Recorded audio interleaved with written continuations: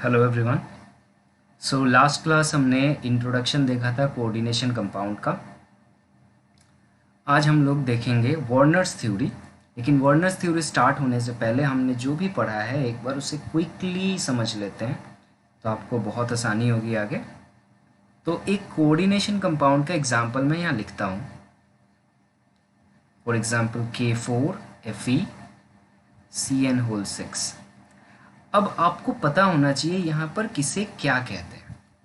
अगर मैं आपसे पूछूं कि ये क्या है, ये जो ब्रैकेट दिया गया है इस ब्रैकेट को क्या कहते हैं, तो आपको ये पता होना चाहिए कि इसे हम कहते हैं coordination sphere.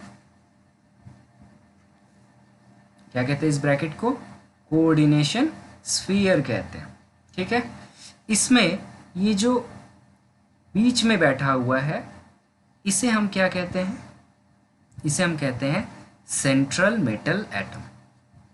Central metal atom, मैं इसे शॉर्ट में क्या लिख रहा था? CMA लिख रहा था। उसके बाद यहाँ पर आप देख रहे हो ये जो CN है इस तरह का इस ब्रैकेट के अंदर रहता है कुछ भी, और इसे हम क्या कहते थे? इसे हम कहते थे ligands. They are ligand. And इस लाइगेंड का जो नंबर्स होता है, कितना सारा है लाइगेंड, उसी को हम लोग कहते हैं coordination number. Coordination number, short में CN लिख रहा था। अब क्या बच गया यहाँ पर? देखो, सेंट्रल मेटल एटम, लाइगेंड हो गया, कोऑर्डिनेशन स्फीयर हो गया, और यहाँ पर बाहर में जो रहता है पॉजिटिव आयन, इसे हम लोग कहते हैं आयोनाइजेशन स्फीयर। इसका नाम क्या है? इसका नाम है आयोनाइजेशन स्फीयर। क्या मेरी बात समझ में आ गई? किसी भी कोऑर्डिनेशन कंपाउंड को देख के आपको ये चीज़ें पता होनी चाहिए, और साथ ही साथ एक नई चीज़ हमें पता होनी चाहिए जो है ऑक्सीडेशन नंबर।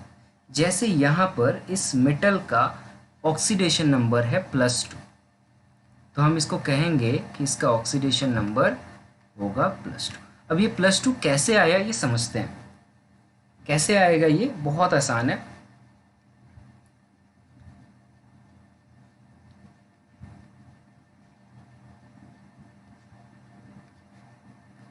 जब भी आप इसको डिसोशिएट करोगे ना, तो ये इस तरीके से ब्रेक डाउन हो जाएगा। जैसे ये 4K+ होगा और ये हो जाएगा FeCN6 4-। अब यहाँ पर सेंट्रल मेटल एटम का ऑक्सीडेशन नंबर निकालना पड़ता है। तो हम ऑक्सीडेशन नंबर कैसे निकालते हैं, आप ऑलरेडी पढ़ चुके हो क्लास 11 में। तो हम इस कंपाउंड को ऐसे लिखेंगे that this is Fe, this is CN6 and this is 4-। Now अब यहाँ देखना पड़ता है ये लाइगेंड कैसा है। ये लाइगेंड न्यूट्रल है या नेगेटिवली चार्ज है। तो हमें पता है कि साइनाइड आयन जो होता है वो नेगेटिवली चार्ज होता है। मैं आपको टेबल दे दूंगा, बहुत आसान हो जाएगा याद रखने के लिए। तो अब आराम से मिल जाएगा कि साइनाइड का ऑक्सीडेशन नंबर होता है -1। ऑक्सीडेशन नंबर जो होता है CN- आयन के लिए होता है -1। तो अब इस बेसिस पे आप Fe को अगर x पकड़ लो तो यहाँ पर 6CN है, हर एक के लिए -1 आएगा, is equal to total charge which is given as -4, ये इधर चला जाएगा। सो यहाँ पर हो जाएगा x - 6 इज इक्वल टू -4 और x इज इक्वल टू +2। तो ये ऑक्सीडेशन नंबर मेटल का हम इस तरीके से निकाल। ठीक है, बात समझ में आ गई आपको? एक दो और ऑक्सीडेशन नंबर निकालो तब और क्लियर हो जाएगा कैसे निकालते हैं हम। एक प्रॉब्लम लेता हूँ, ये JEE मेंस का क्वेश्चन है।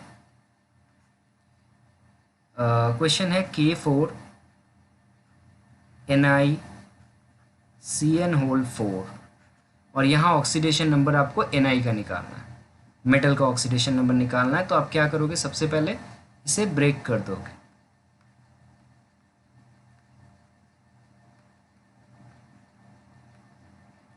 अब यहाँ पर मेटल को x पकड़ोगे, यहाँ पर साइनाइड के लिए 4 साइनाइड है -1 होता है is equal to -4, so x is equal to 0, so oxidation number of nickel is 0 in this particular compound.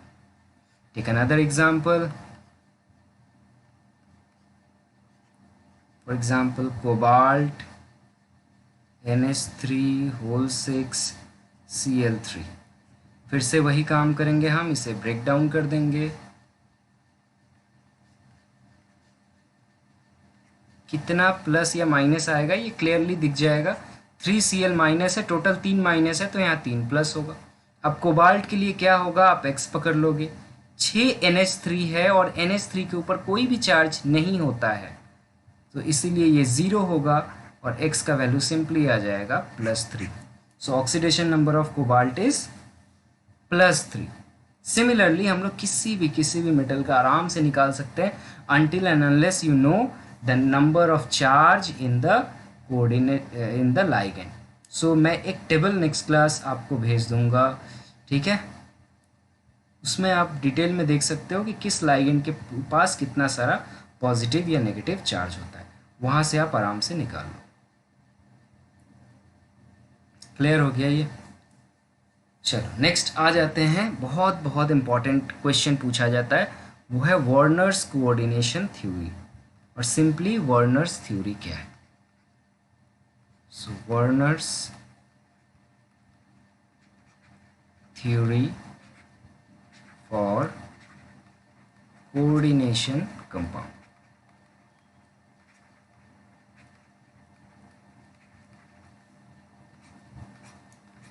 So Werner's theory for coordination compound. Werner ने सबसे पहले इन कोऑर्डिनेशन कंपाउंड को बहुत अच्छे तरीके से क्लासीफाई किया था, ठीक है. इन्होंने क्या कहा, इन्होंने बहुत सिंपली कहा कि every coordination compound, in every coordination compound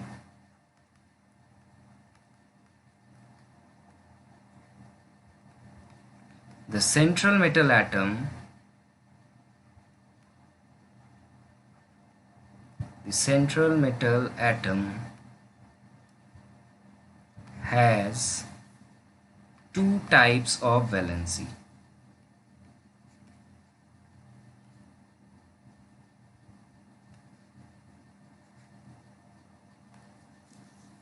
दो तरह के वैलेंसी होते हैं सेंट्रल मेटल एटम का.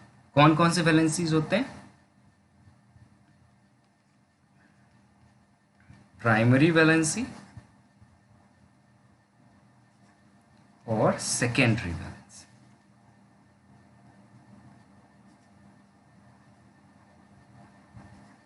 दो तरह के वैलेंसी होते हैं, प्राइमरी वैलेंसी होता है और सेकेंडरी वैलेंसी होता है. इस प्राइमरी वैलेंसी के क्या प्रॉपर्टीज होते हैं, बहुत सिंपली ब्रीफली मैं बता रहा हूं. और जो नोट्स इससे पहले मैंने आप लोगों को भेजा था उसमें ये चीज़ें नहीं थी, तो इसको बहुत मन से सुनो और इसका नोट्स बना लेना आप. प्राइमरी वैलेंसी में क्या क्या पॉइंट्स होते हैं आप याद रखो. सबसे पहला बात, प्राइमरी वैलेंसी जो होता है ये होता है equal to the oxidation number of metal. Metal का जितना ऑक्सीडेशन नंबर होगा उतना सारा ही प्राइमरी वैलेंसी होता है. दूसरी चीज ये याद रखना, it is due to primary valency is due to anions. anions के वजह से प्राइमरी वैलेंसी होता है. तीसरी बात आप याद रखना कि ये आयोनाइजेबल होता है. अच्छा, ये सारे पॉइंट्स हम एग्जाम्पल के साथ भी समझेंगे, तो आप बस थोड़ा सा पेशेंस के साथ सुनते चलो. आयोनाइजेबल, इसको आयोनाइजेबल होता है, ये नॉन डायरेक्शनल होता है, नॉन डायरेक्शनल होता है और ये कोई भी रोल प्ले नहीं करता है जियोमेट्री को एक्सप्लेन करने के लिए. सो हम लोग बोल सकते हैं don't play any role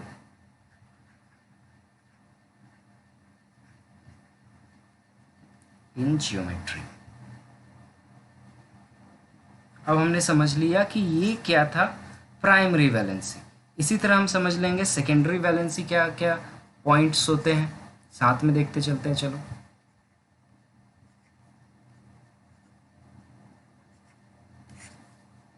so एक एक पॉइंट जैसे यहाँ देखे, यहाँ भी हम लोग देख लेते हैं। ये इक्वल टू क्या होता है, ऑक्सीडेशन नंबर था ना, तो ये होता है equal to coordination number.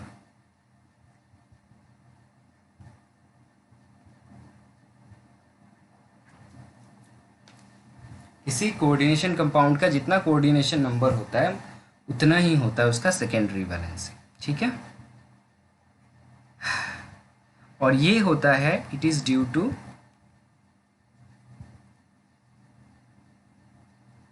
Ligands. ये लाइगेंड्स की वजह से होता है, ये सिर्फ बाहर के एनायंस की वजह से होता था, ये लाइगेंड्स की वजह से होता है। और लाइगेंड्स हमें क्या पता है कि लाइगेंड्स नेगेटिवली चार्ज्ड आयंस भी हो सकते हैं और न्यूट्रल भी हो सकते हैं, ठीक है ना। जैसे साइनाइड नेगेटिव था, NH3 न्यूट्रल था। ये जो होता है ये आयोनाइजेबल था, ये नॉन आयोनाइजेबल होता है, नॉन आयोनाइजेबल, ठीक है। ये नॉन डायरेक्शनल था, ये डायरेक्शनल होता है। हम लोग डिफरेंस भी पढ़ ले रहे हैं साथ में, मैं डिफरेंस बोल रहा हूँ, मैंने डिफरेंस लिख दिया, sorry. So this is non directional और ये डायरेक्शनल।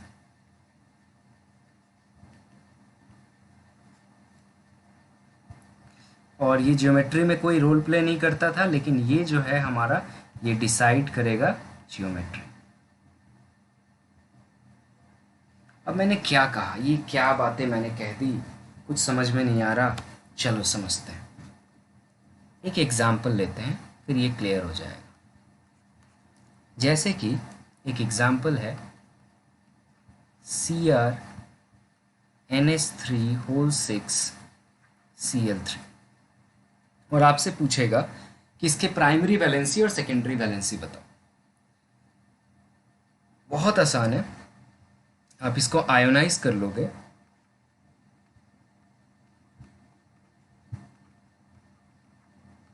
तीन माइनस तो यहाँ 3 प्लस हो। अब मैंने क्या कहा, primary valency is due to the anion and it stay outside the coordination sphere. तो ये रहा एनायन और ये रहा अंदर का लाइगेंड। ये इसको क्या कहते थे हम लोग, इसको हम लोग कहते थे कोऑर्डिनेशन नंबर। और आप इसका ऑक्सीडेशन नंबर निकाल के देखो, क्रोमियम का ऑक्सीडेशन नंबर जो आएगा वो आएगा +3। Please checkout, please checkout, video को पॉज करो एंड चेक करो। सो इतना सा बात जानने से मुझे समझ में आ गया कि एनायन जितने सारे होंगे उतना ही मेरा प्राइमरी वैलेंसी होगा। तो मेरा प्राइमरी वैलेंसी जो आ गया वो हो गया 3, और सेकेंडरी वैलेंसी ये हो गया, कितने सारे लाइगेंड्स हैं हमारे पास, ठीक है, कितने सारे लाइगेंड अटैच है, कितने सारे कोऑर्डिनेट बॉन्ड बना के अटैच्ड है, या कितना इसका कोऑर्डिनेशन नंबर है, ये आप देख लो। तो ये आ गया ड्यू टू ऑक्सीडेशन नंबर और ये आ गया ड्यू टू कोऑर्डिनेशन नंबर। ये कितना आसान है, यस और नो, इट्स वेरी इजी, ठीक है। एक और करके देखते हैं हम लोग, चलो आप लोग बताना क्या होगा इसका primary valency and secondary valency.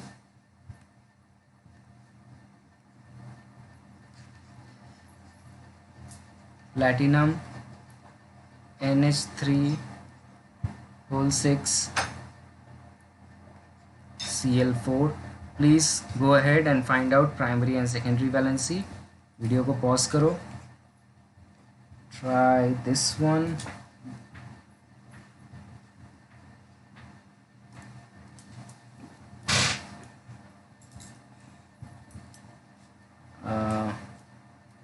Cobalt NH3 whole 4 Cl2C, इन दोनों के लिए प्राइमरी और सेकेंडरी वैलेंसी ज़रा बताओ।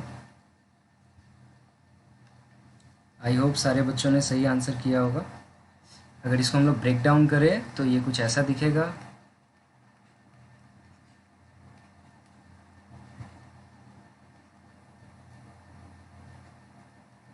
सो 4 प्लस आ रहा है, सो पहले वाले में देखो ऑक्सीडेशन नंबर प्लैटिनम का आप निकालो, प्लैटिनम का ऑक्सीडेशन नंबर कितना आएगा, +4 आएगा। यहाँ ऑक्सीडेशन नंबर +4 आएगा, इसका मतलब प्राइमरी वैलेंसी +4 होगा। और ये रहा मेरा कोऑर्डिनेशन नंबर, ये 6 है, ऑक्सीडेशन नंबर 4 है। तो यहाँ पे प्राइमरी वैलेंसी मैं शॉर्ट में लिख रहा हूँ 4 होगा, सेकेंडरी वैलेंसी 6 होगा। सिमिलरली दूसरे प्रॉब्लम में करो, इसको भी ब्रेक डाउन करो इसी तरीके से।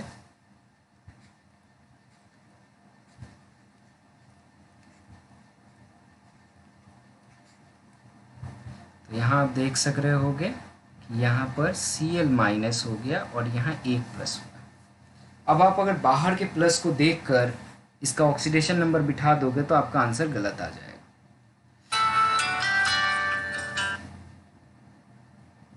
ठीक है, सो बेटर आप इसका ऑक्सीडेशन कैलकुलेट करो, इसको x पकड़ो। सो x +4 × 0 +2 × -1 is equal to +1. So x is equal to +3. Okay, सो यहाँ ऑक्सीडेशन नंबर जो आ रहा है वो आ रहा है +3। ठीक है, तो मुझे ऑक्सीडेशन मिल गया, ऑक्सीडेशन नंबर मिल गया। एंड देन हमारे पास कितने सारे सेकेंडरी वैलेंसीज हैं, जस्ट अ मिनट। ओके, सो यहाँ सेकेंडरी वैलेंसीज देखो, ये एक है 4 और यहाँ पे है 2। तो यहाँ पे कोऑर्डिनेशन नंबर है 6 और ऑक्सीडेशन नंबर है 3। सो सेकेंडरी वैलेंसी होगा 6, प्राइमरी वैलेंसी होगा 3। ठीक है, सो इसी तरीके से आज मैं आप लोगों को बहुत सारा क्वेश्चन भेजूंगा regarded to this primary valency and secondary valency. Please do it and complete it. Then in the next class we are going to have isomerism. Okay, if you have any doubt feel free to ask me. Okay, thank you.